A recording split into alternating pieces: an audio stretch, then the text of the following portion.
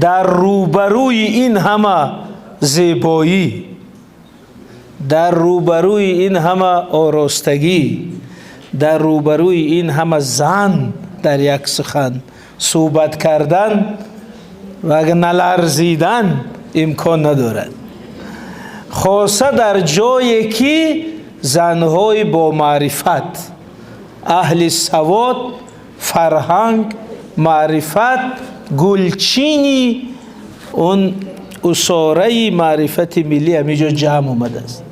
استاد ترسونزاده گفتن که در دیاری ما شد آدم ارجمند، شد سری خمگشته زنها بلند، هیچ کار نیست بی زن خوب شد،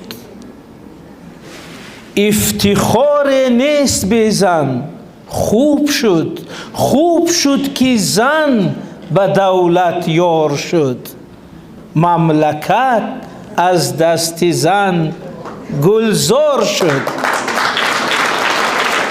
و میخوام از تفسیر همین بیت شروع کنیم.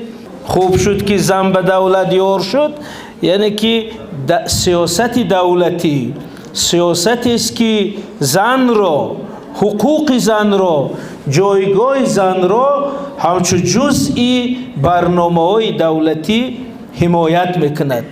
این برای چی مهم است؟ زیرا اگر ما به احوال زنانی همزبان خود در کشورهای همسایه نگریم، به زنان افغانستان، زنان ایران که امروز در چه حالند، زنان افغانستان هر روز به خیابان ها میریزند در طلب حقوق تحصیل، حقوق بیرون برآمدن، حقوق آزاد زیستن و خوشبختانه زنان ما این حقوق را دارند. از این رو وقتی میگیم خوب شد که زن و دولت یار شد، یعنی خوب شد که زن و دولت در کنار همدیگر قرار گرفتند، سیاست دولتی حمایت کننده حقوق زن شد. و از این رو من در بسیار محفل‌ها میگم که همین زنان ما کنستیتوسیای جمهوری تاجیکستان را در زیر بالینشان مانده خواب روند می ارزد. چرا؟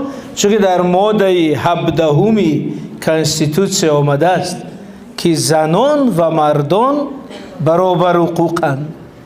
همین جمله طلایی، این که زنان تالار را پر کرده نشستند، این که زنان کار میکنند، آزادند، تحصیل میکنند، کوچه ها پر از زنان زیبا و آزاد، کارگاه ها پر از زنان آزاد، طربخانه ها، این همون ماده 17 کنستیتوسی است که اجازت نمیدهد کسی حقوق زنان ما را پامال کند. هیچ کس، نه منصبدار، نه سیاستمدار، نه ملا، حتی نه شوهر، چون که کنستیتوسی ماده 17 دقیقاً گفته است که زنان و مردان برابر حقوقند.